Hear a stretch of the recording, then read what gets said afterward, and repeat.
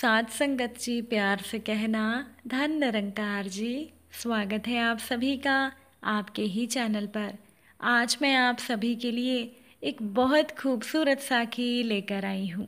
तो चलिए आज की साखी सुनते हैं। साथ संगत जी, एक राज्य में एक राजा का शासन था। वो राजा कीमती वस्त्रों, आभूषणों और मनोरंजन पर अत्यधिक धन खर्च कर दिया करता था, लेकिन दान धर्म में 1 रुपया भी खर्च नहीं करता था। जब भी कोई ज़रूरतमंद और लाचार व्यक्ति सहायता के लिए राजा के दरबार में आता तो उसे खाली हाथ लौटना पड़ता था। इसीलिए लोगों ने राजा के पास जाना ही छोड़ दिया। 1 वर्ष राज्य में वर्षा नहीं हुई, जिसकी वजह से पूरे राज्य में सूखा पड़ गया। सूखे से लोगों की फसलें नष्ट हो गई। चारों ओर त्राही त्राही मच गई। लोग भूख प्यास से मरने लगे। राजा के कानों तक जब प्रजा का हाल पहुंचा तो राजा कन्नी काटते हुए बोला कि अब तो इंद्र देवता रूठ गए हैं, इसमें मेरी क्या गलती है? मैं भला क्या कर सकता हूँ? प्रजा राजा के सामने सहायता की गुहार लेकर आई कि महाराज हमारी मदद करें। अब हमें आपका ही सहारा है। आप राजकोष से थोड़ा सा धन हमें प्रदान कर दें, जिससे कि हम लोग भूखे मरने से बच सकें। राजा उन्हें दुत्कारते हुए कहने लगा कि जाओ, अपनी व्यवस्था स्वयं करो।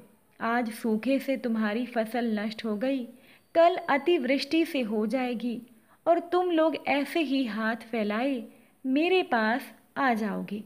अगर तुम लोगों पर मैं यूं ही राजकोष का धन लुटाता रहा तो एक दिन मैं कंगाल हो जाऊंगा, इसलिए यहाँ से चले जाओ। दुखी मन से लोग वापस चले गए, लेकिन सूखे का प्रकोप बढ़ता चला गया। अन्न के एक एक दाने को मोहताज हो जाने पर लोगों के पास कोई दूसरा चारा नहीं बचा और वो सभी एक बार फिर से राजा के पास पहुँचे। सहायता की याचना करते हुए बोले कि महाराज, हम लाचार हैं। अब हमारे पास खाने को अन्न का एक दाना भी नहीं है, इसलिए आप राजकोष से मात्र 10,000 रुपये की सहायता हमें प्रदान करें। हम आजीवन आपके ऋणी रहेंगे। जब राजा ने ये सुना तो कहा, 10,000 रुपये? क्या तुम लोग जानते हो कि ये कितने होते हैं? इस तरह मैं तुम लोगों पर अपना धन नहीं लुटा सकता। राजा की प्रजा कहने लगी कि महाराज, राजकोष तो सागर है और 10,000 रुपये एक बूंद के बराबर है। एक बूंद दे देने से सागर खाली थोड़ी ही हो जाएगा। राजा ने जब ये बात सुनी तो प्रजा से कहने लगा कि इस बात का क्या मतलब? तो क्या मैं दोनों हाथों से धन लुटाता फिरूं? प्रजा ने कहा, महाराज, हम धन लुटाने को नहीं कह रहे, हम तो सहायता करने के लिए कह रही हैं। वैसे भी महाराज, आप तो कीमती वस्त्रों, आभूषणों और मनोरंजन में प्रतिदिन कितने रुपए खर्च करते हैं। वही रुपए हम गरीबों के काम आ जाएंगे। जब राजा ने ये बात सुनी तो क्रोध में राजा कहने लगा कि ये मेरा धन है, मैं इसका चाहे जैसे प्रयोग करूं। तुम लोग कौन होते हो मुझे ज्ञान देने वाले? मेरी दृष्टि से दूर हो जाओ, नहीं तो मैं तुम्हें कारागार में डलवा दूंगा। अब राजा का क्रोध देख सभी प्रजा के लोग चले गए। राजा के दरबारी भी राजा का व्यवहार देख दुखी थे। ऐसी मुश्किल के समय अगर प्रजा अपने राजा से आस न रखे तो फिर किससे रखे? ये बात राजा के दरबारी राजा से कहना चाहते थे, किंतु राजा का क्रोध देखकर राजा को किसी ने कुछ नहीं कहा। राजा ही बोला कि ये लोग 10,000 रुपये मांगने आए थे, अगर 100-200 मांगते तो मैं दे देता और उसकी क्षतिपूर्ति किसी तरह से कर लेता, किंतु इन लोगों ने तो बिना सोचे समझे अपना मुंह खोल दिया। अब तो इन लोगों ने मुझे तंग कर दिया है। अब राजा के दरबारी क्या कहते? वो लोग शांत रहे। मन ही मन दरबारी सोच रहे थे कि इस राजा ने प्रजा के प्रति अपना कर्तव्य नहीं निभाया। अब इस बात को कुछ दिन और बीत गए, किंतु सूखे का प्रकोप रुका नहीं, बल्कि बढ़ता ही गया। इधर राजा इन सब के प्रति अपनी आंखें मूंद अपने भोग विलास में लगा रहा। एक दिन एक सन्यासी राजा के दरबार में आया और राजा को प्रणाम करके कहने लगा कि महाराज, मैंने सुना है आप दानवीर हैं। सहायता की गुहार लेकर मैं आपके सामने आया हूँ। राजा हैरानी में पड़ गया। राजा सोचने लगा कि ये सन्यासी कहाँ से मेरे दान पुण्य के बारे में सुनकर आया है। मैंने तो कभी किसी को दान दिया ही नहीं। राजा ने सोचा कि कहीं दान लेने के लिए तो ये बात नहीं बना रहा। फिर राजा ने सन्यासी से पूछा कि तुम्हें क्या चाहिए। अगर तुम सीमा में रहकर मांगोगे तो तुम्हें प्रदान किया जाएगा, लेकिन ज़्यादा की आस मत रखना। सन्यासी ने कहा कि महाराज, मैं सन्यासी हूँ, मुझे ज़्यादा धन का लोभ नहीं, बस 21 दिनों तक राजकोष से कुछ भिक्षा दे दीजिए। किंतु भिक्षा लेने का मेरा एक अलग तरीका है। मैं हर दिन पिछले दिन से दुगनी भिक्षा लेता हूँ। आपको भी ऐसा ही करना होगा। राजा सोचते हुए बोला कि पहले ये बताओ, पहले दिन तुम कितनी भिक्षा लोगे, तब मैं निर्णय करूँगा कि तुम्हें राजकोष से भिक्षा दी जाए या नहीं। अगर 2-4 रुपये मांगोगे तो मिल सकते हैं, लेकिन अगर हज़ारों रुपये मांगोगे तो कठिनाई होगी।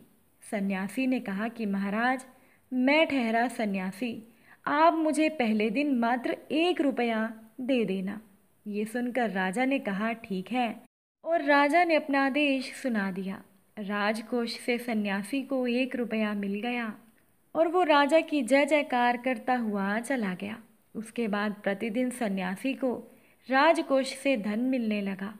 कुछ दिन बीतने के बाद राज भंडारी ने हिसाब लगाया तो पाया कि राजकोष का धन कम होता जा रहा है और इसका कारण सन्यासी को दिए जाने वाला दान है। राज भंडारी ने ये जानकारी मंत्री को दी। मंत्री भी उलझन में पड़ गया। वो बोला कि ये बात हमें पहले सोचनी चाहिए थी, लेकिन अब हम क्या कर सकते हैं। ये तो महाराज का आदेश है, हम उनके आदेश का उल्लंघन कैसे कर सकते हैं। राज भंडारी कुछ नहीं बोला। कुछ दिन बीत गए और राजकोष से धन की निकासी बढ़ने लगी। तो राज भंडारी फिर से मंत्री जी के पास गया और बोला कि मंत्री जी, राजकोष से बहुत सा धन निकल चुका है और अभी 21 दिन पूरा होने में समय भी बचा है, और 21 दिन पूरा होने के बाद राजकोष से बहुत सा धन खाली हो चुका होगा। मंत्री ने राज भंडारी से पूछा कि क्या आपने हिसाब लगाया है कि 21 दिनों तक कितना धन राजकोष से निकल चुका होगा। तब राज भंडारी ने कहा, मंत्री जी, 21 दिनों के बाद सन्यासी की दान की रकम 10,48,576 रुपये होगी। मंत्री ने कहा कि क्या तुमने सही हिसाब तो किया है? क्या वो सन्यासी इतना धन ले जाएगा? तो फिर राजकोष खाली हो जाएगा। हमें तत्काल ये जानकारी महाराज को देनी चाहिए। वो राजा के पास पहुँचे और पूरा हिसाब राजा के सामने रख दिया। राजा ने जब वो हिसाब देखा तो राजा घबरा गया। फिर खुद को संभाल कर बोला, ये सब क्या है? मंत्री बोला कि महाराज, सन्यासी को दान देने के कारण राजकोष खाली हो रहा है। राजा ने कहा, ऐसा कैसे हो सकता है? मैंने तो उसे बहुत ही कम धन देने का आदेश दिया था। मंत्री बोला कि महाराज, वो सन्यासी बहुत चतुर निकला। आपको अपनी बातों में फंसाकर वो सन्यासी राजकोष से बहुत सारा धन हथियाने के प्रयास में है। राजा ने राज भंडारी से पूछा, फिर से बताओ कि कितना धन सन्यासी लेने वाला है। राज भंडारी बोला कि महाराज, 10,48,576 रुपये। राजा ने कहा, लेकिन मुझे लगता है कि मैंने उसे इतना धन देने का आदेश तो नहीं दिया था। मैं ऐसा आदेश कैसे दे सकता हूँ जब मैंने अकाल पीड़ित प्रजा को 10,000 रुपये नहीं दिए, तो भला एक सन्यासी को मैं इतना धन क्यों दूंगा? मंत्री ने कहा, महाराज, सब आपके आदेश के अनुसार ही हो रहा है, चाहे तो आप स्वयं हिसाब कर लीजिए। राजा ने मंत्री से कहा, अभी इसी समय उस सन्यासी को मेरे सामने प्रस्तुत करो।